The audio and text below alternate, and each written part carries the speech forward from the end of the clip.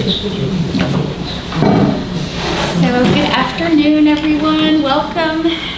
It is my great pleasure to invite our speaker today and to introduce her, Magdalena Zdrodowska, who I had the great pleasure of meeting at a conference in Paris right before the holidays in December, and I was just blown away by her work, blown away by her scholarship, and was delighted to hear that she was going to be in the US doing some research, and we wrangled her over here to IU Bloomington. So glad that you can join us. I want to tell you a little bit about her work. She's an assistant professor at the Institute of Audiovisual Arts of Jagiellonian University, which of course IU has a partnership with, so that makes it even more special that she's able to visit us. She served as associate director for that institute in 2017 to 2020. She has published 2 books, and her first book was titled Television on the Borderlines, was published in 2013. That book is devoted to intercultural communication potential of the television on global, regional, and local scales.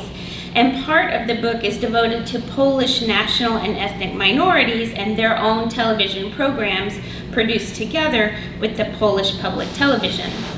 Her most recent book, which is literally hot off the presses, and it has a great cover, I might add, is entitled Telephones, Cyborgs, and Cinema, Entangled Relations Between Deafness and Technology.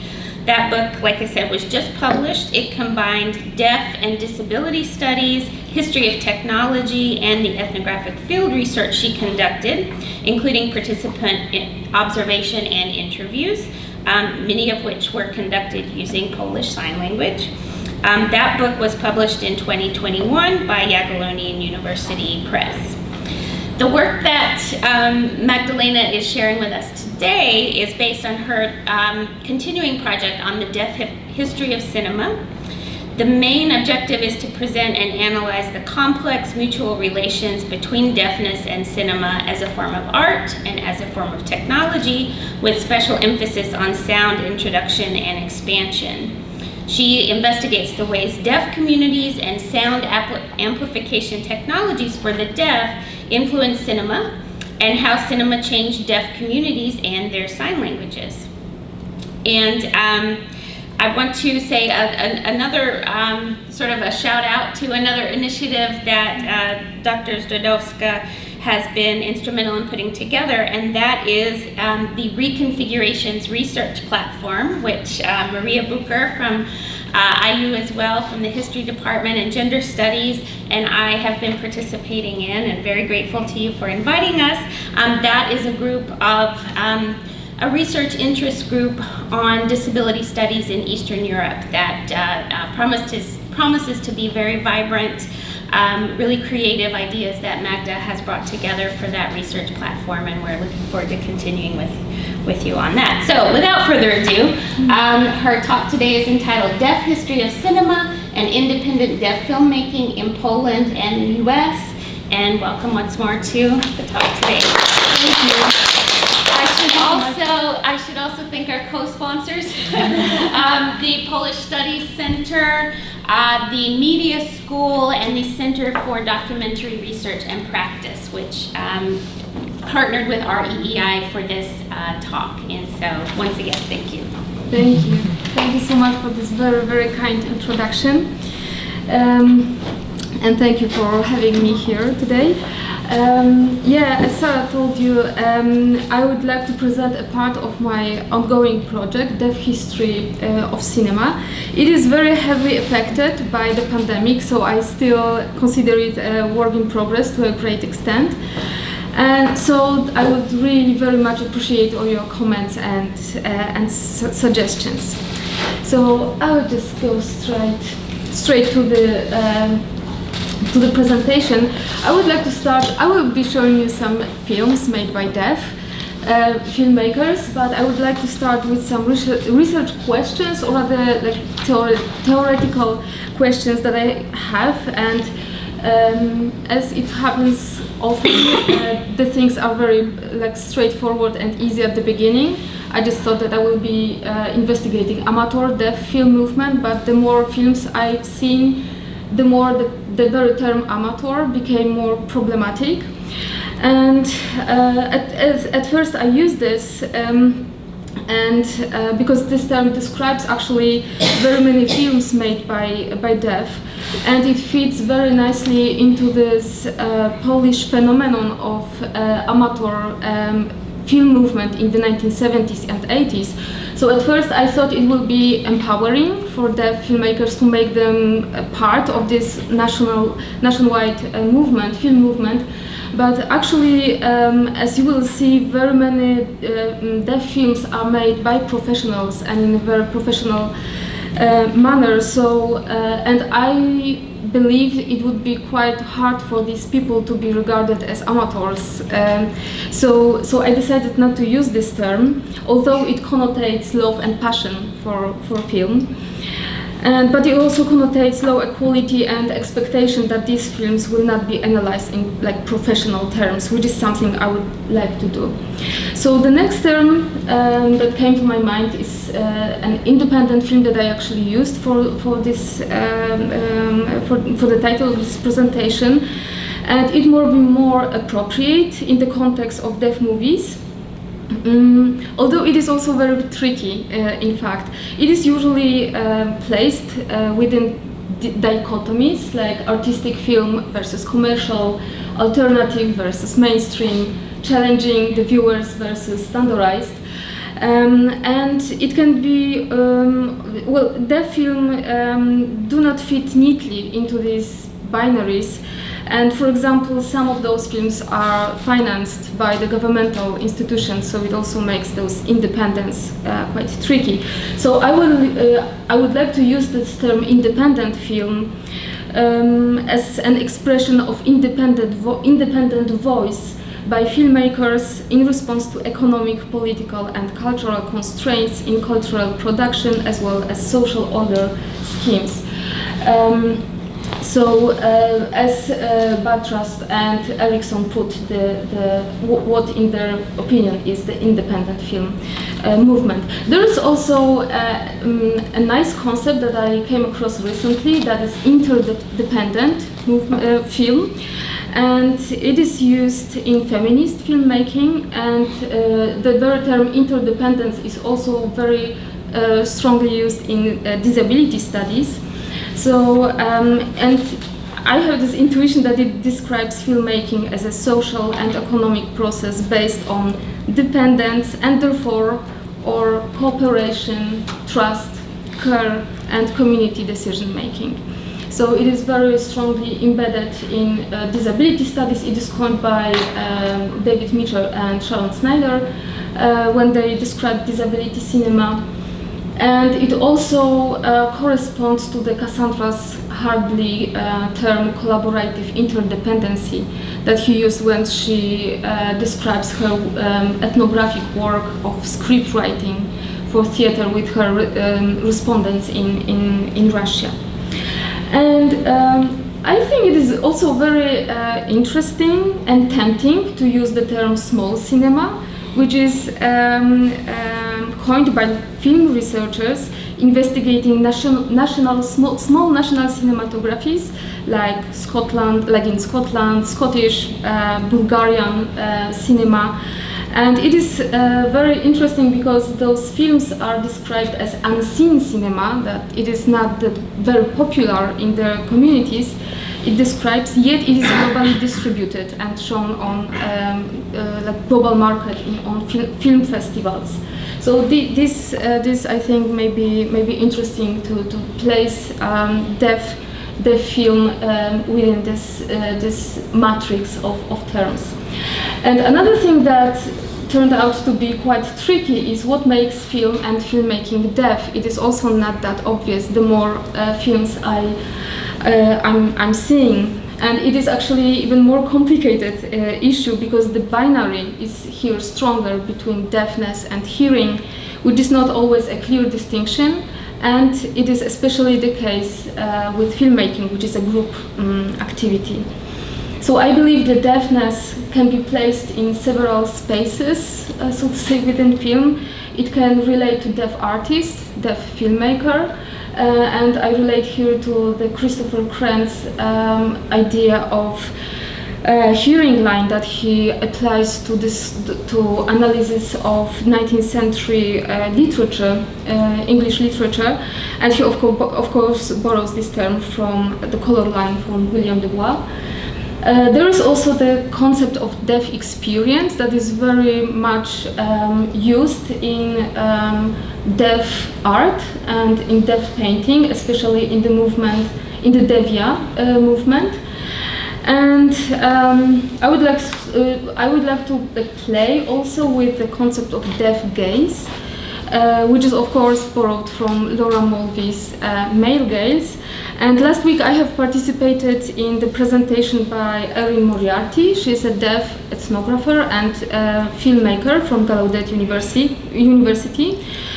She makes ethnographic films, and she describes these films as a representation of deaf gaze, which concentrates on sign language and in general on communication, non-verbal communication. And there are also some other ideas how to grasp this idea of deaf filmmaking.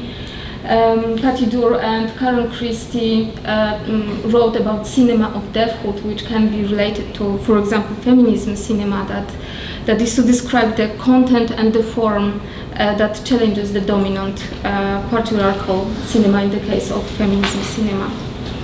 So these are these questions or theoretical challenges that I have when I think about the deaf cinema in general. Okay, so my project generally is not concentrated on representations of deafness and deaf characters in film. This work has been already done brilliantly by John Schuchman in his Hollywood Speaks and Lisa Cartwright in Moral Spectatorship. So I really recommend these books if someone is interested in the representation of deafness and deaf characters in film. Instead, I would like to analyze, as Sarah said, the complex and mutual relations between cinema and deafness that actually usually remain outside the scope of both film studies and deaf studies. As deafness is often seen as a merely medical condition and a problem to overcome, it is tended to be considered deaf people are considered rather passive beneficiaries of film industry, especially accessibility technologies such as captions. So they are hardly ever considered as like creative force in cinema, which is something I would like to concentrate on.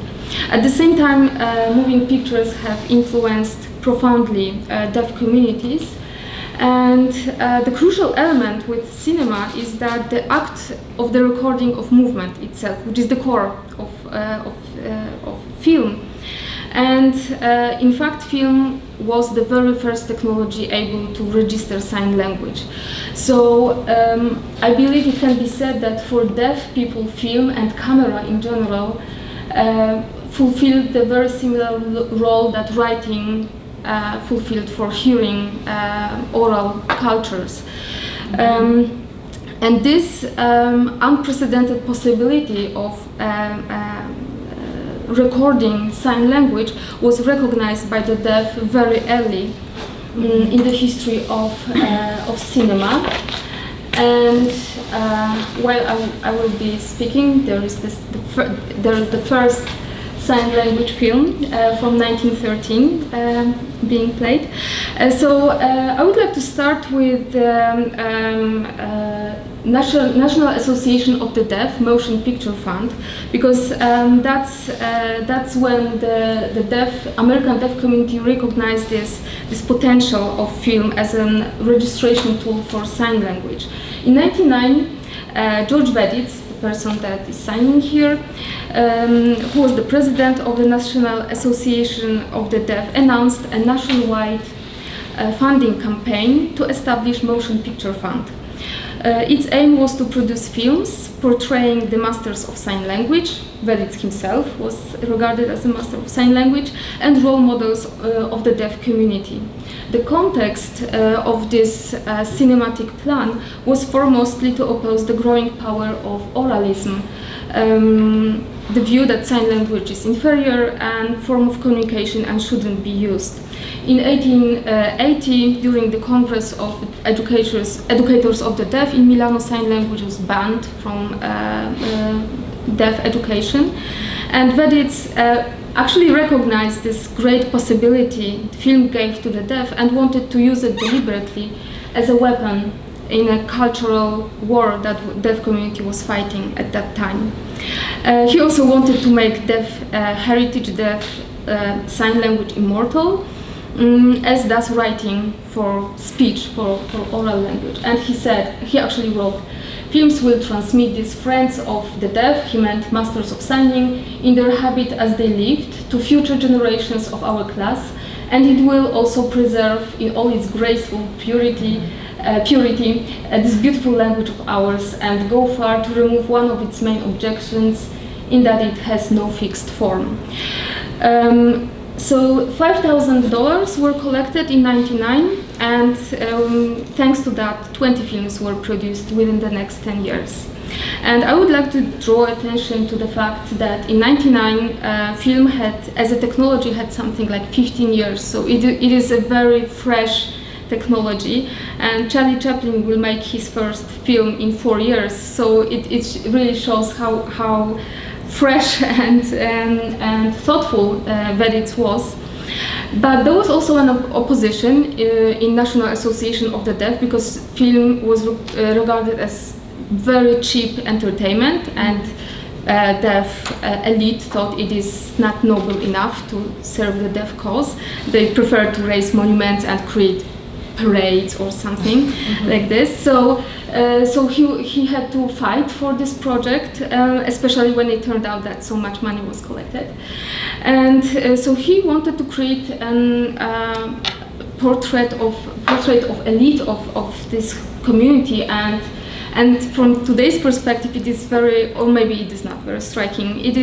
This elite is very white, very male, and well-educated and urban. There is only one film made by women about those 20 films, and I consider it the best one, although it was very much criticized.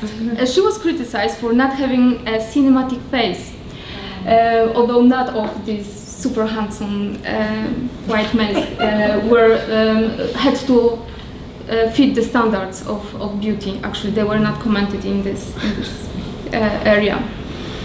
And actually this film project is very in line with the very early cinema theory, which recognized the documenting potential of film. Films were regarded as new method of creating historical documents as well as photography. So that's quite interesting.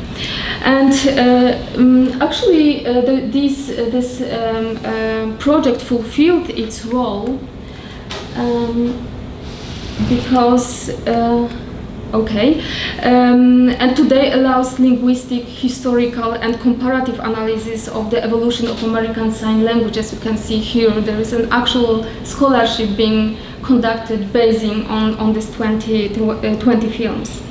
And Veditz, despite all his diverse service to the deaf community, is today associated the most with this film project. When there was a contest for his portrait, very many projects involved this film element in it.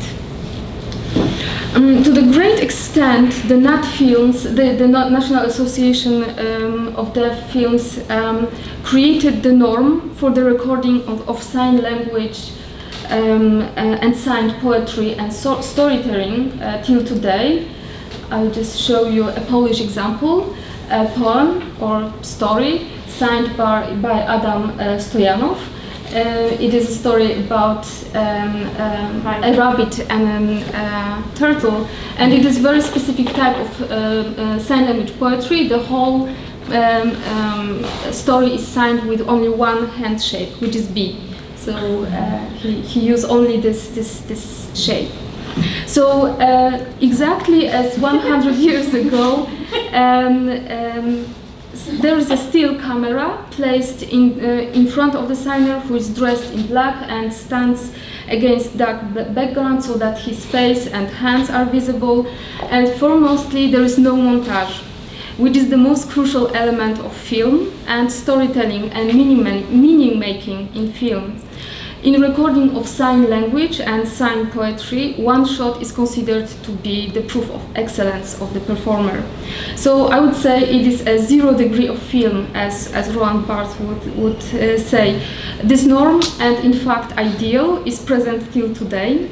And film is considered a transparent medium and should be neutral to expose the signing poets and storytellers. So this is actually example of very extremely archaic way of filming without any cuts, any montage. So it is a media or technological fossil, I would say. So some performers try to play with possibilities the film has. So that is the case of Ben Jarshaw in his poem "Out of Limbs." He actually uses a trick that it seems that his signing hands are being cut off, and they just turn against him, playing some tricks, as you can see him like flying around his head. But it is very simple, basic use of cinematic means of expression. However, when the idea of film transparency is rejected, and these means are used creatively to the full potential, the result is truly amazing, and it creates a new phenomenon. And I would like to show you a film that is a recording of Dutch sign language poetry, and it is created in a completely different way. Let's have a look at it. That is a famous Dutch sign language storyteller.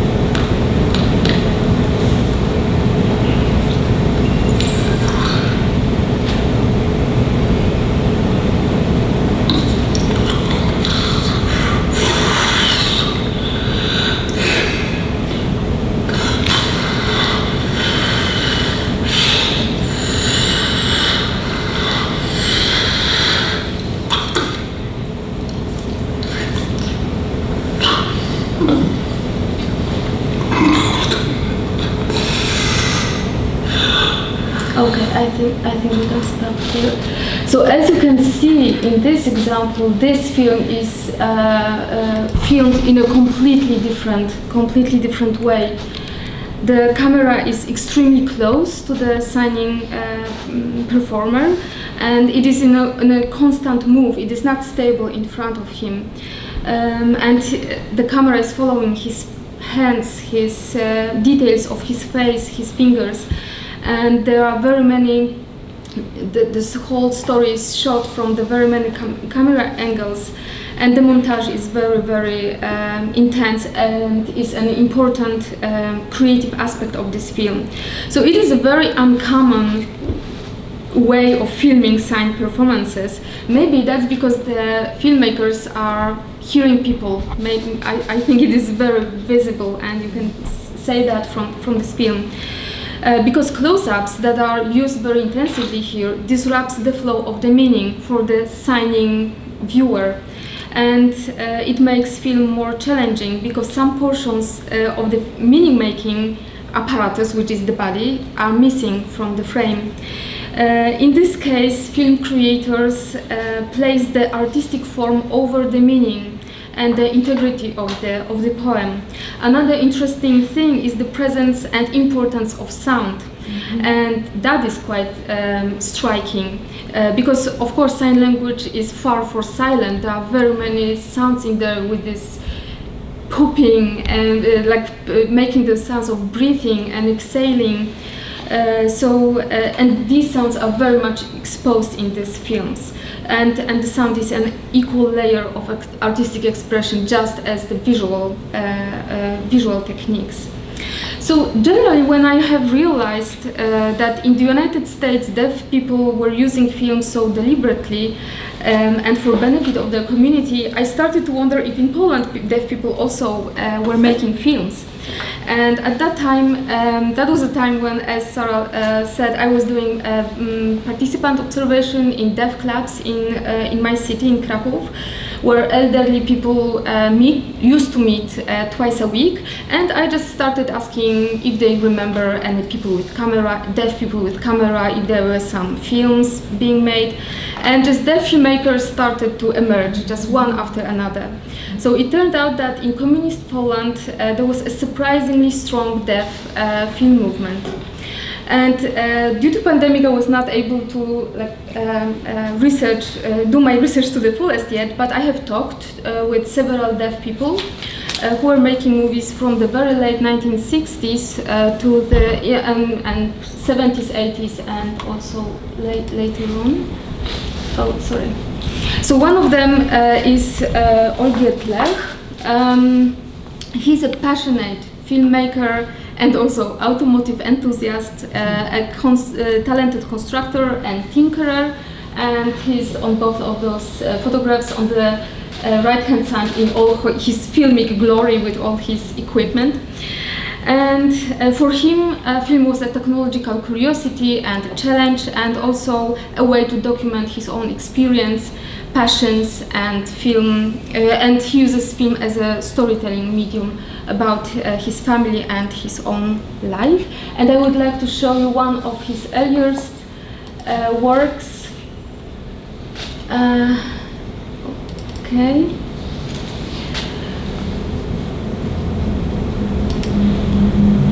Okay, and I will have to, sorry for this, find. Okay, that's a kind of films that he used to do. He loved his cars and motorbikes, and each of his cars has its own film portrait.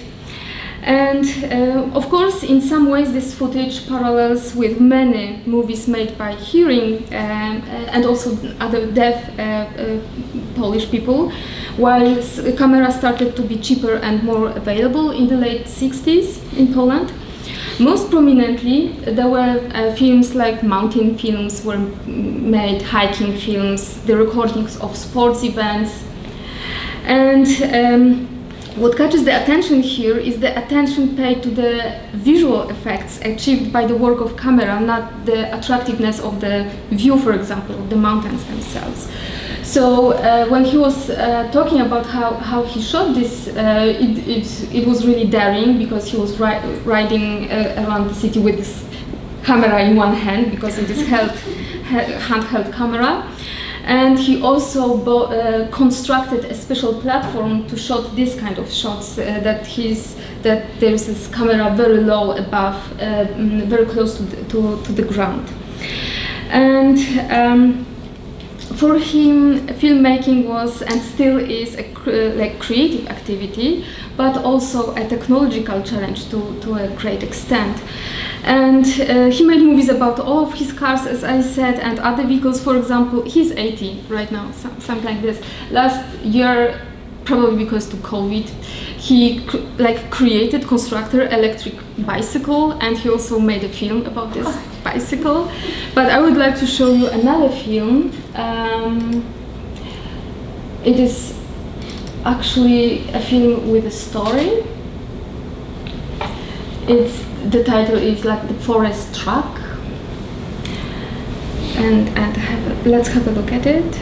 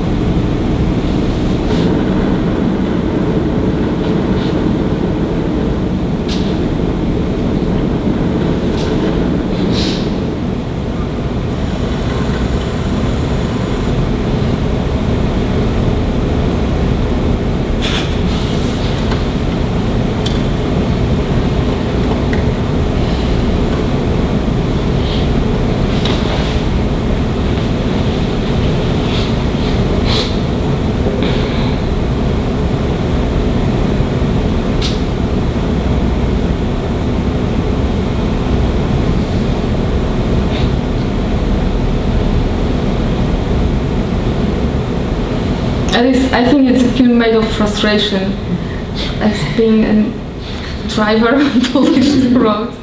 Yeah, so as you can see, it is super, the story is super easy, of course.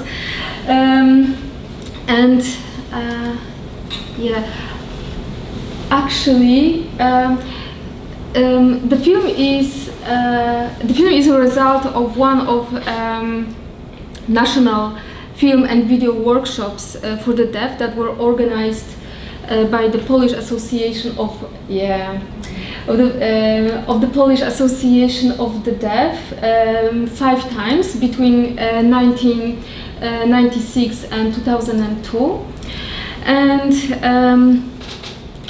actually it is quite visible here. Okay. With this in this picture, that in fact for this author of film is like a technological challenge, how to perform all those shots. And he, as with the motorbike, he used the same trick. He adjusts the camera to his car, and this platform was constructed from actually 3 meat mincers. He just bought 3 meat mincers and cut off the sucker part, and he attached this to his precious Mercedes, I think. Sorry? It's a Volkswagen. Sorry? It's a Volkswagen. Oh, sorry, it's a Volkswagen. Sorry. That much I can figure out. Okay, sorry. But still precious. Yeah, so as you can see, this film was quite, it is of course of poor quality, but as we can see, as we will see in the case of this film, I will just run it. This film is also made during, was created during this National Film and Video Workshops for the deaf. These films are quite easy, straightforward. This is actually more like slapstick comedy, but they are shot and created. The montage is proper. The shots are proper. There are shots and counter shots. They are quite well created, prepared. And that is due to I believe it's due to these workshops created by or organized by the Polish Association of the Deaf. Each workshop took 2 weeks each summer, And the film instructors were the professional filmmakers. They were the employees of the local branch of the Polish television, and they taught deaf people, and there was actually one woman taking part in these workshops, the technicalities of filmmaking, of script writing, of montage. There were lectures, workshops, collective film watching, commenting, and each person was supposed to make his or her own movie. And so actually they are quite decent when it comes to those to the cinematic language, I would say. However, what catches my attention is the absence of sign language. Signing is not included as a topic. People within the frame, even the deaf people who are participants of this cruise, are not signing almost at all. And it changes rapidly with a new wave of deaf filmmakers. I will just run this film that appeared in Poland in recent years. They make use of sign language very extensively, and it exposes it, and it relates to deaf experience and to the authors and communities' trauma of linguistic oppression. And I would like to concentrate on films by Tomasz Grabowski, who is actually a trained artist. He graduated from the Academy of Arts, and he is a multimedia artist, and he specializes in video art. And I will show you 3 of his films. The first one, Magiczne rękawiczki, Magic Gloves, which is quite straightforward, and it is a very typical deaf film movie. It could have been created in the United States, in any other global deaf film movement. And there is the story of gift given to the deaf character. It is very typical for deaf movies, and it dates back to Veditz himself at the beginning of the 20th century. That's how he called sign language. He called it a gift to the deaf community. So there is this idea that the deaf character receives this gift. Here is the metaphor of the magic glove that allows him to sign, and that gift is at some point taken away from him, and he's left voiceless and isolated and miserable generally. And I will just run it with a voice for a moment. Yeah, there is a voiceover. There is a person who translates what is being signed. So this is very well made, but when it comes to the story, it is very straightforward and puts very simply to the viewer the story of oppression.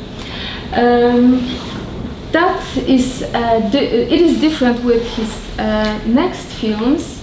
I would like to show you his work that is 10 years later, and it's very much seated in the global history of deaf community. It's entitled Milano 1880. That's where the Congress took place, where sign language was banned, and that is his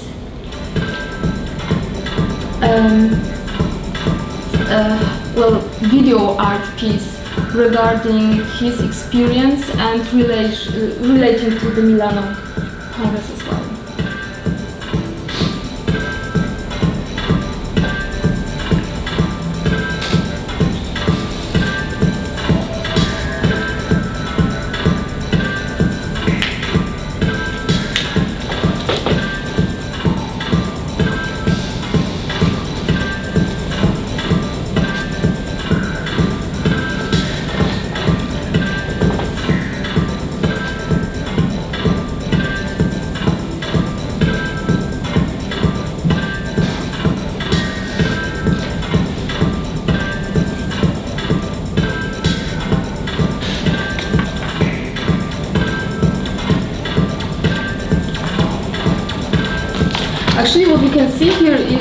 a very common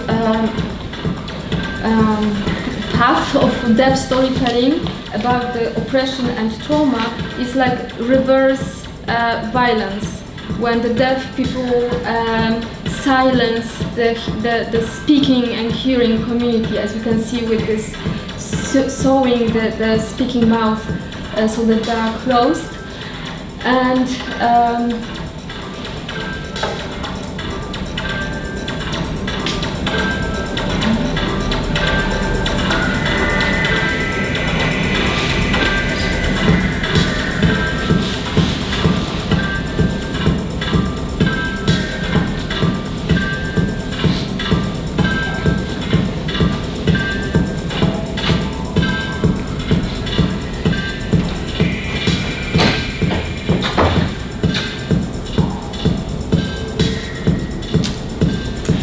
yeah, and that's another part I would like to draw your attention to.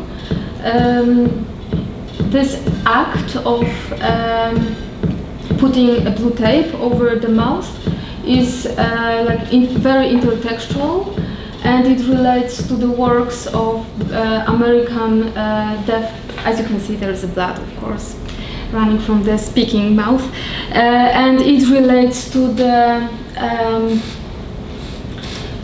deaf painter Nancy Rourke that uses the concept of blue tape as something that represents the hearing violence against deaf communities. And the last work of Grabowski I would like to show you is a quite amazing piece. It was and still is shown in the most renowned Polish modern art gallery in Zachęta, and the title is Burundyjczyk, and it also problematizes the idea, the concept of deaf experience and trauma and exclusion. Just let's have a look at this.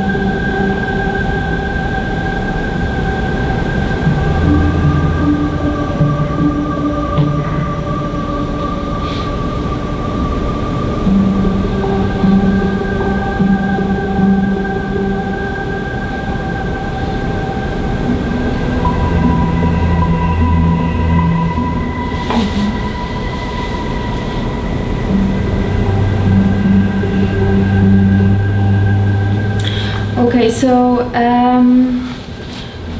that's the artist himself, and he performs the story of oppression rooted in his own experience that is represented by his own body and his dance and his own handwriting that he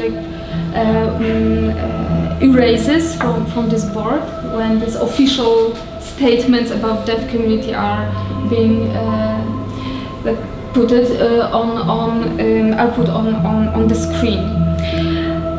So he works with this very global, not local concept of deaf, oppression of the deaf, and relates very strongly to this global deaf art, deaf painting, deaf filmmaking as well. And the last artist I would like to show you is actually my sign language teacher, who is a very successful, skilled and widely recognized performer of visual vernacular, and that's a type of performance that is related to sign language, although it is not sign language itself. And I would like to show you her piece on Harley Quinn, the pop culture figure. Okay, let's see her performance. That is basically the story of a policeman who is chasing Harley Quinn around the city, and he's out of his car and he's like hunting her.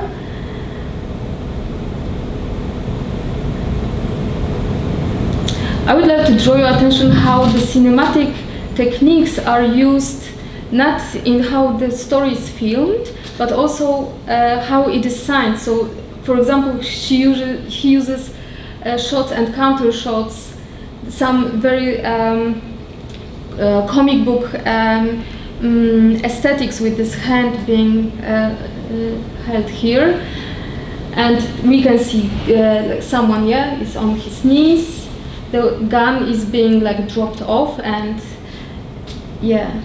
on the street. And there is I don't know if you have seen this yet. It is like in a comic, in an animated movie. That's how cartoons are made. That someone is screaming, and you can see this inner part that is moved. So we can see here the performed, signed, the close-up, the zooms, Harley Quinn is blinking to the cop.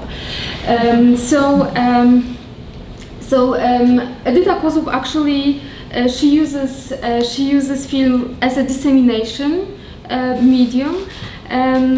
She generally performs live, but during the pandemic it was not possible. So she started using film, but she uses it in a very creative way, making use of the cinematic means of expression, as montage, for example. Okay, and just quickly going to the some sort of conclusions. They are very preliminary, and the things that I could observe so far after watching both American and Polish films created by the deaf. So there is a difference in the role of sign language and the very topic of deaf experience and history of deaf oppression, that it is very much present in American films and in this global deaf film movement, but they are absent from this communist era, so to say, Polish deaf films. And it changes after 2000, when this new wave, new group of deaf filmmakers as Grabowski or Edyta Kozub appear. And when I thought, why is it so? I believe that what are the reasons behind this? The first thing that came to my mind is that the position of deaf communities in communist and Soviet countries was different than as in the United States, where the deaf considered themselves as ethnic, linguistic, cultural minority from the very early on. And as described by Claire Shaw, it was not the case in the Soviet Union, and also I believe in Eastern European countries, and the deaf identity was very much created in relation to the the common citizenship, rather than perceiving themselves as a minority. Also, what came to my mind was how the concept of deaf gain, that is very extensively, I believe, used in American scholarship in relation to deaf communities. The deaf gain is like gaining deafness. The deafness is not losing hearing, but gaining something unique for an individual and for the community. I wonder if the communist states, as in Poland, the concept of deaf gain also may be used, but in different way. That, for example, the deafness might have been an access point for deaf people to possibilities that were quite limited for other citizens, such as international travel, international networking, for example, deaf film festivals, and that is the case, for example, also of disability sports, that this enabled citizens to travel and, for example, to have agency in international organizations. And when it comes to this change and appearance of sign language and topic of deafness in deaf films, I believe it is very closely related to the adoption of American model of deaf culture in Poland in 2000, after 2000, it was a real cultural change and social change within Polish deaf community that very eagerly took this American model of deafness, written with capital D, with the idea of being a minority, language minority, or ethnic minority even.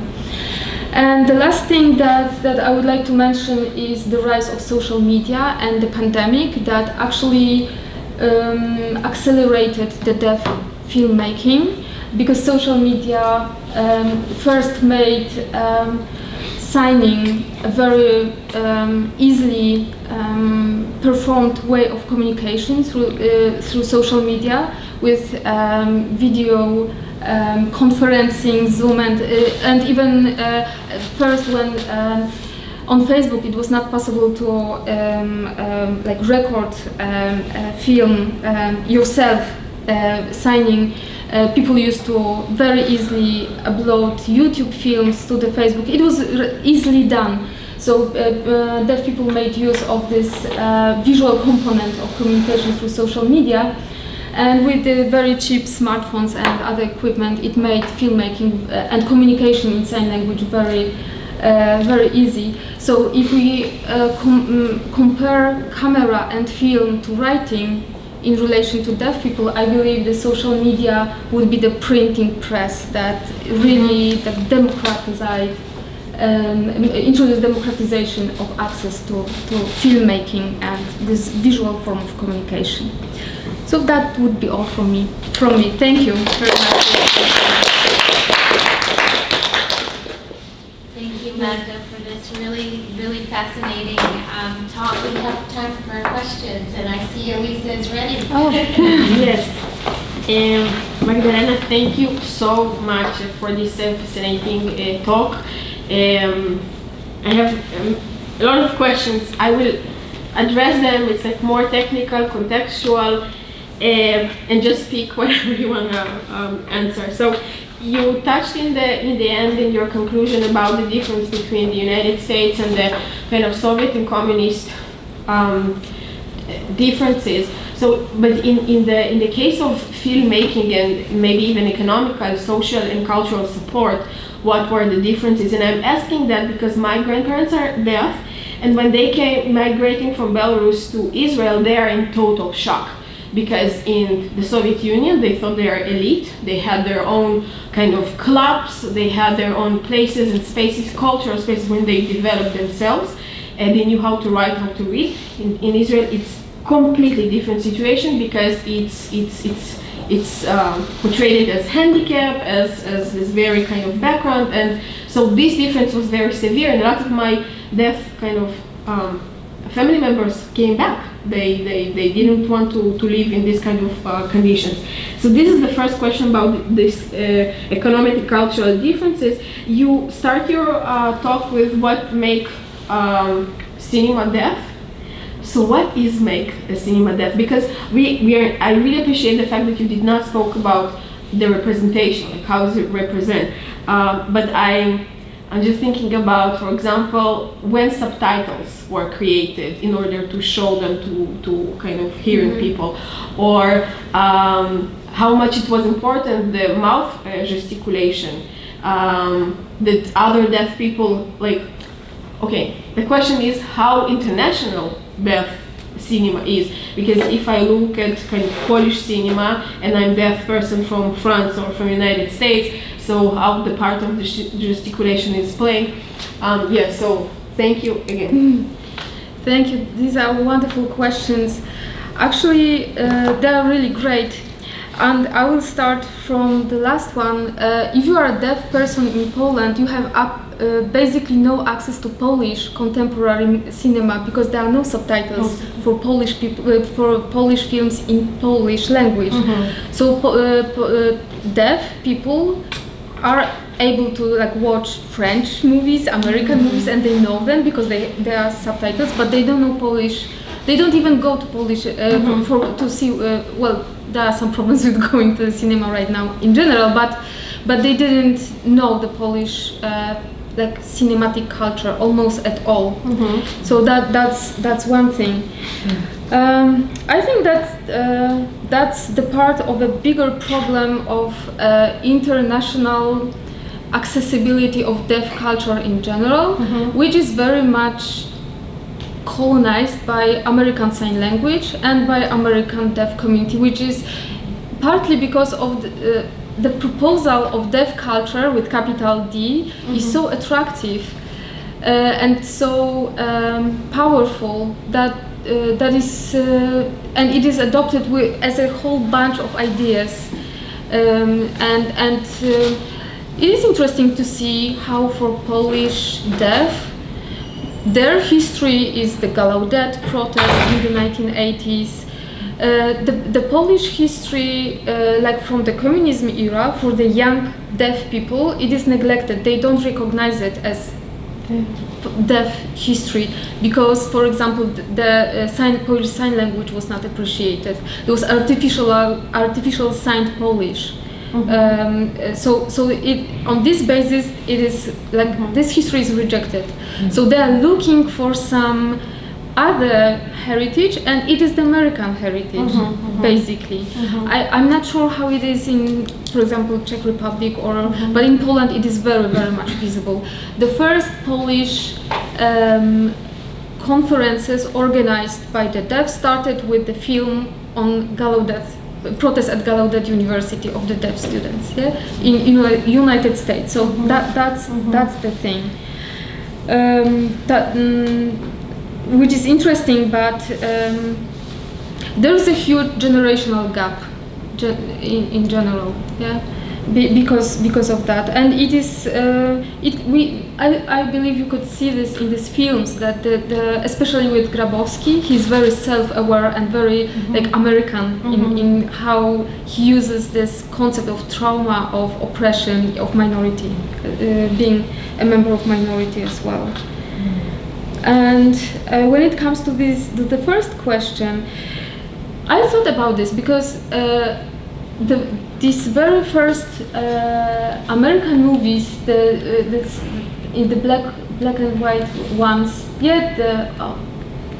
this one, they were financed by the centralized organization, National Association of the Deaf, and it was super elite. They were very picky when it comes to who will be performing sign language. They were supposed to be the masters of sign language, and so it was centralized and very like elite. And in Poland, the structure was actually quite similar. There was the Polish Association of the Deaf, as was the Polish Association of the Blind, of all types of like professional. There was the Polish Association of Writers, Filmmakers, and so on. There was one organization for like each group, and they had money, and they had local branches with the buildings. So there was this infrastructure, and they were providing actually like economical access to cameras, to film. There were very many film clubs around Poland back at that time. There was a television studio in one of those branches. So these people had the in Poland, deaf people had the possibility to network, to like create films. So there is some similarity, that there is this like economic support from the organization. But like the content is completely different, because Polish Association of the Deaf was a state-run thing, and it was censored. The newspapers were censored, so it changes the perspective. I think the National Association of the Deaf in the United States was like independent in this term. Yeah. So there was a real infrastructure for the deaf. Yeah. But there was no sign language at schools, for example. Children had to sit on their hands so that they don't sign in deaf schools. So You mean in Poland? in Poland, yeah, they were punished for signing. Because they needed to learn the. Integrate. Yeah, They needed yeah, to yeah. integrate. No, right? but first they need to learn how to Speech, speak. lip reading, yeah. Mm-hmm. So this is really fascinating, and I was just wondering about this kind of fundamental question of audience, whom this cinema created by deaf filmmakers is created. And it's really fascinating what you said about this kind of culture of globalization and import of American patterns, because that means that the minorities are doing something about their identity very similar to what, for instance, the queer communities would do, right? Like it's really this kind of export of one's trauma and identity built around trauma, which is not the only identity you could have, right? And that's really the problem with this kind of emancipatory moment, understood in that way, right? That it needs to be, in some sense, really, in some sense, a fetish of your own victimization, right? Mm-hmm. But I was wondering, who is the audience? Because there's just such a wealth of aesthetic possibilities here, for not just for cinema, but for I don't know how to formulate even my remark, because it's not a question, but you know, when I was listening to this and watching this Dutch interpreter, I was just immediately thinking, this is oral poetry, right? This is really the beginning of, this is what the idea of poetry is all about, right? It's about breathing, it's about metrics that is connected with breathing. This is pre-Homer, right? This is amazing. Actually, it's amazing where it takes us, right? The possibilities that it gives us. So, for whom is it done? I mean, and I imagine that it's done for many different audiences, and I see such a, again, great potential for art in general. And something very actually sad about this minority status and this kind of, again, emancipatory moment when it's all about trauma, and it's not about slapstick, and it's not about your own view of the world that is so enriching for others. It's rather, you know, going back to this kind of topos that is, you know, the topos of sealed lips. It could be used in any kind of trauma, right? There's like nothing unique about it. The slapstick is already more unique, right? Even though there's no sign language. So I don't know. I'm not asking about any. Well, maybe I'm really asking about audiences, right? And I see in it such an amazing potential, fertilizing potential, which I don't see in that kind of Americanizing moment of minority victims and so on. So. That is really a great question, because the problem with these films is they are circulating in a very closed circuit of people who know about these films, about these authors, and this deaf cinema. It was a surprise for me. I deal with deaf community for quite a long time. I sign. And I had no idea about those films. I had to specifically ask if someone was doing films, and then they said, of course, there were very many people who did it. But it's the problem for Polish filmmaking is also that in United States, the filmmaking, this tradition is very much appreciated. And there are whole articles written about these early films. And in Poland, when I was asking some of the filmmakers, so what are your films? what the physically, and they say, yeah, they are somewhere in the basement. So they just don't feel that there's something, it is a heritage of their community somehow. And to do the research on these films, I'm just coming from Rochester, when they have a Rochester Deaf Film Festival, and they just keep all the films that were sent to them for the contest. So that's where you have access to these films. These are very much like elite. They are addressed to I don't know if elite is a good word, but people who attend festivals, film festivals. It is a very specific type of viewer. Sorry? Self-selected audience. Yeah. It changes with films being uploaded on YouTube, as we could see the last ones. There are very many deaf films disseminated in this way. But still, you have to be in the community to know about this. It is a very closed circuit of films and viewers and topics, circulating there. And it's not that easy to access it because there was the question regarding the captions that some of American films in the American Sign Language were absolutely inaccessible for me because I don't sign in American Sign Language, so I just couldn't follow them. There are these multiple layers of exclusion basically here in access to these films. I agree. I mean, it's fascinating because I would have never known that this phenomena exists if I didn't come to your presentation.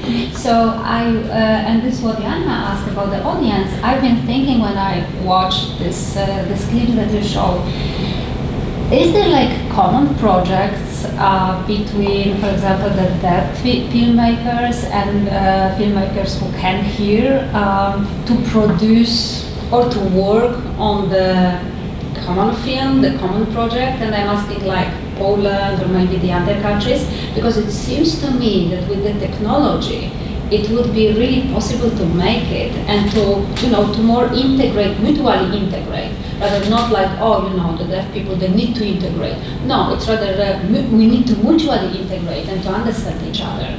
So like, for example, about the captions, I remember as a child when I was watching movies in Poland or even the television shows, wherever, there was the person who translated. And it was like in the corner of the monitor and we could have heard it. I don't think that we have it now. I didn't pay attention on it, but I don't think so that we have it, so something has changed. But about the captions, with the globalization of the culture, with the Netflix, with HBO, now people who cannot hear, but they can read even in Polish, so they are able to see like Polish movies because they've got the captions. But actually what my question is, are you aware or are they exist as like common projects and the people that, this who can hear and those filmmakers who are that working together on the movie or film? That would be, I believe like a great way again to integrate people, mutually integrate. And I don't know if you, this is the same with the disabilities of the blind people, and there is an exhibition in Warsaw, and Jagiellonian, that if you go to this exhibition, and it's really like show the world of the people who cannot see, and you enter there as a person who can see, and immediately you understand how those people feel. So you would never understand it, if you didn't enter this exhibition. And it's like, after 1 hour of this exhibition and walking around, you exactly know how those people feel. So it makes people who can see, who in this way, really to help to understand the others and even to be, how to behave. Because I just believe, this oppression comes very much for people they don't know how to behave. and they don't realize that this is the problem. Yeah, so I would rather say, yeah, how to use also technology, movies, films, to make people more understanding. Yeah, that's very interesting. And from my perspective, or from what I have seen, this poem is a successful example of this cooperation, because the filmmakers are hearing and the poet is deaf. But the workshops that were organized by the Polish Association of the Deaf, 2 weeks every year for several years, producing people who actually knew how to make movies in the 90s. That was one thing, but there is in 2013, and there is a film festival run or organized by Kaczmarek, the one who won Oscar, Polish cinematographer, and he created the festival Transatlantic, and the crew came up with the idea of saving those deaf and blind people and teaching them how to make movies. And there was a workshop in filmmaking for deaf and in script writing for the blind.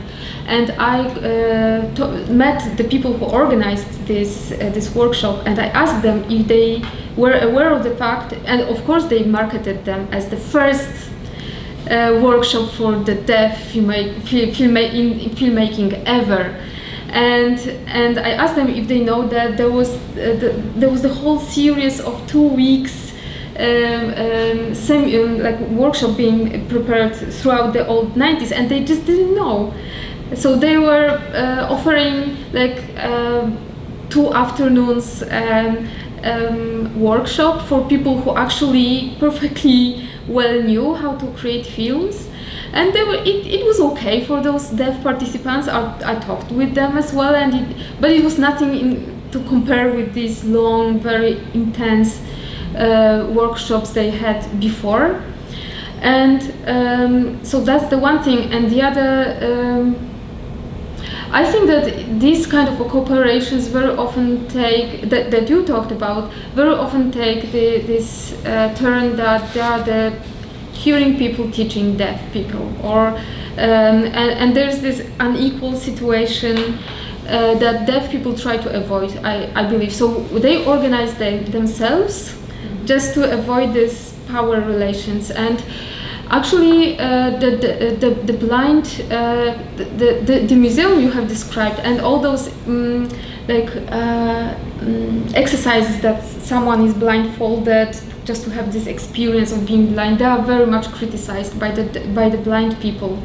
That it is not the full experience of blindness, basically. So I think there are very many tensions that people with disabilities or deaf people or blind people may be quite hesitant and distrustful to this mutual cooperation. But to tell the truth, that is the example that I know that is successful in this cooperation. But I will pay attention. That is a good path to look for. Yeah, because this would be absolutely just a follow-up. It's like if they avoid this kind of integration, that it's like the self-exclusion, because it doesn't seem like that you just need to tell the other people what you expect from them. And if you don't tell them, they just don't know. Yeah, I had talked to the performer, the Grabowski, the author of those 3 films, and he's an artist. He graduated in the mainstream fine art academy, and he participates actually in this normal or hearing world. He has a regular job and in the art institution. But I think this self-exclusion, as you said, it is very, very often built into the situation of being a deaf, artist, and there are some expectations from you. So if you are a deaf, that your work will be somehow dealing with the deafness, and or that is the expectation toward the people, artists with disabilities as well. So it is like coming from both sides somehow, but definitely, as you said, there is this like limiting aspect of this like self-definition in this as well. Yeah.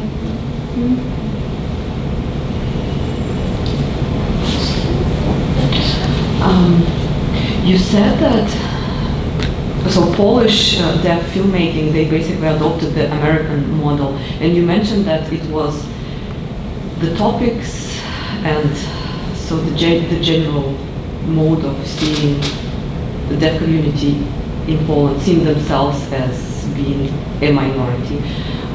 But did you notice anything in the form of films they're making? Is this adoption of American model is also something that you observed in the cinematic language? Or would you say that there is still a distinct Polish tradition? You mentioned the new wave. I was just curious. That is interesting. I think a question, thank you for this. I think I would have to see much more films to be able to answer this. But yeah, I asked this question and I don't even know what is the American model in film. So. I think, well, for example, what Edyta does, the last performer, the visual vernacular is something that originates as an art here in the United States. That is part of American deaf tradition as well. So this very thing can be regarded as kind of adoption as well. Although she's very, very local in this. For example, the theme of her performances are, for example, patriotism. That's just an example. But here also we could see the American pop culture and global pop culture character. So I think that that's the generational thing as well. The young deaf people, they read American books on deaf culture, deaf heritage, and that is their language. So to speak about their own experience as well, I think. And the experience of exclusion, of oppression at schools as well, of not having access to language, to sign language. So, but that is an interesting thing to pay attention to. That like the local cinematic tradition that might be, if I get it correctly, included. But for most part, they don't know Polish film that much because there are no captions for Polish films. Very often. Thank you. Questions for Magda?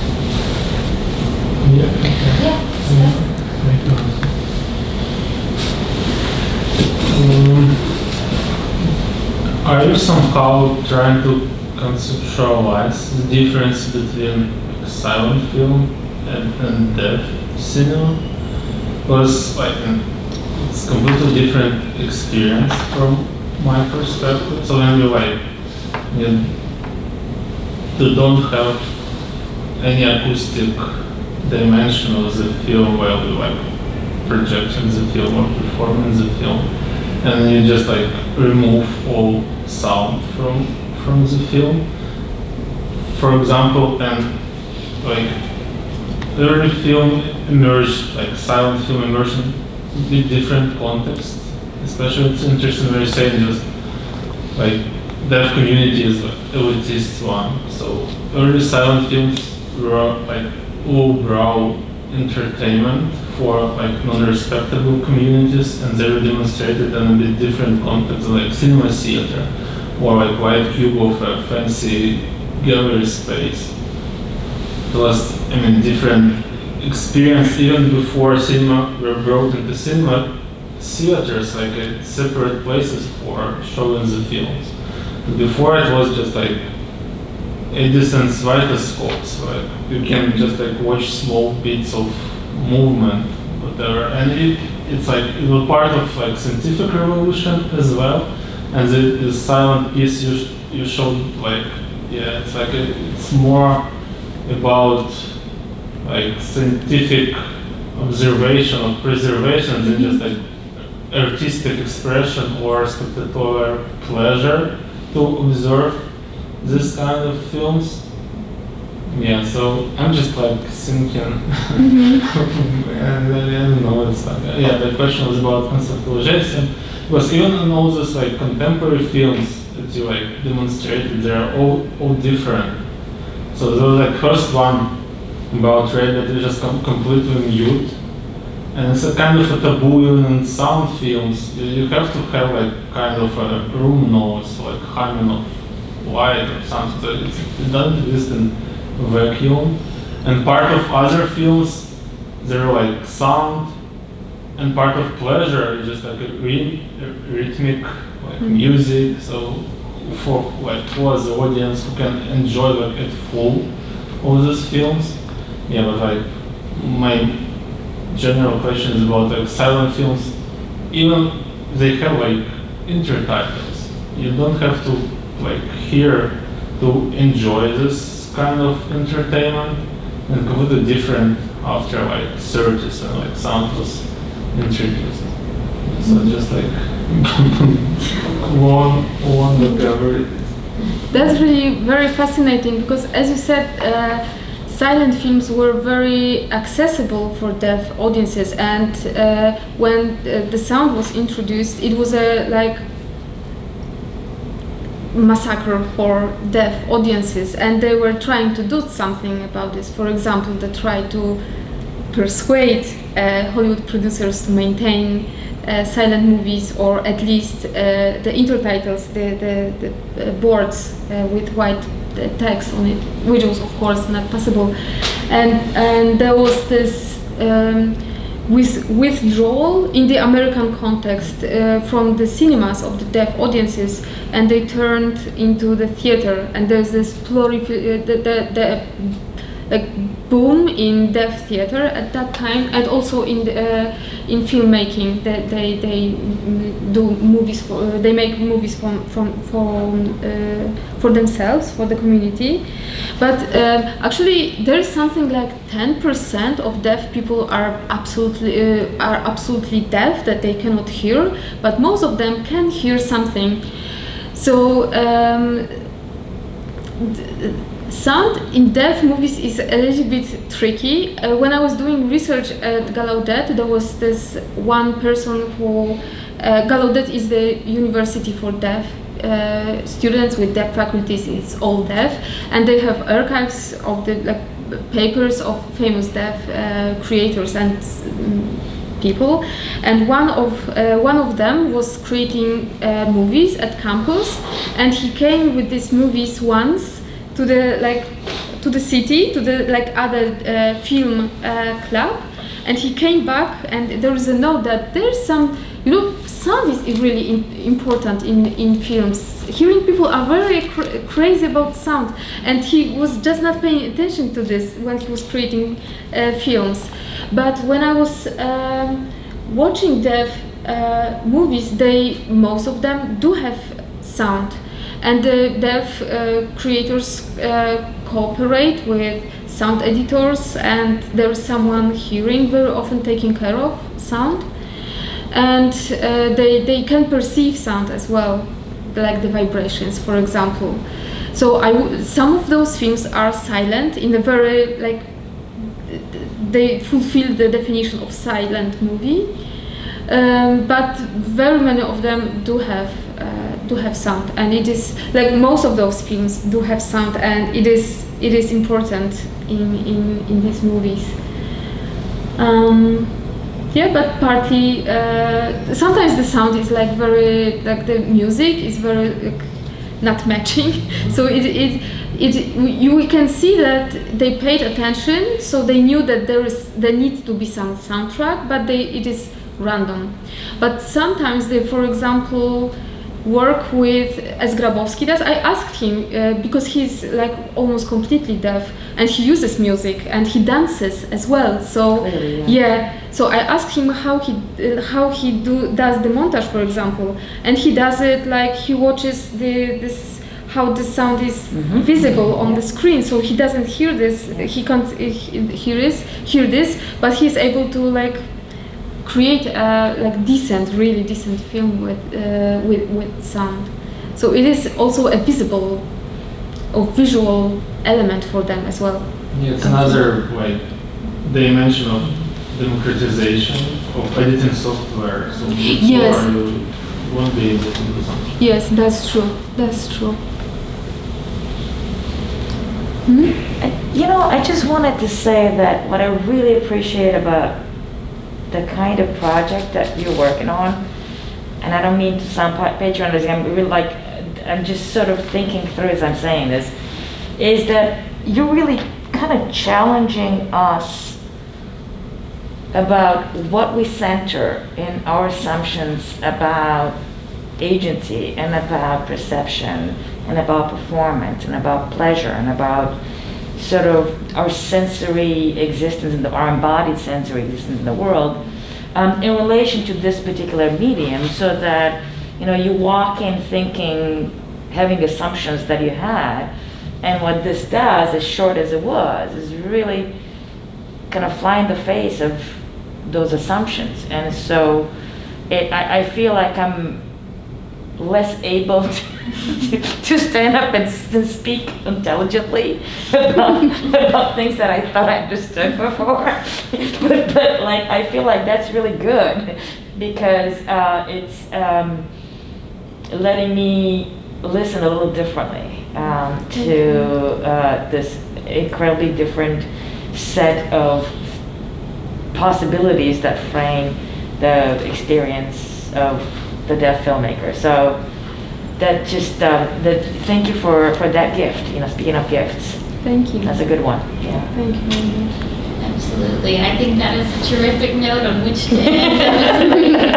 Thank you, Maria, and thank you, Magda, for Thank you so much. really excellent presentation. So thank you for your questions. And the possibility to present. It is like the first presentation on this, so it was really a challenge for me, and thank you for all the comments and questions that are really super valuable for me. Thanks a lot for your time as well. Thanks for spending time with us this week.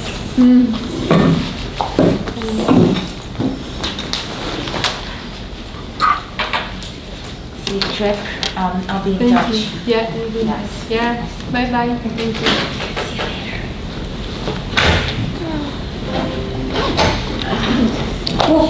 Fascynujące, naprawdę. Ja się dużo dowiedziałam, także bardzo dziękuję, a nie miałam możliwości. Naprawdę będzie. Jutro będę też o 12:15. I teraz mamy Panie, jeszcze 10 minut czasu. Moglibyśmy się usiedli sobie po... Jasne, chętnie.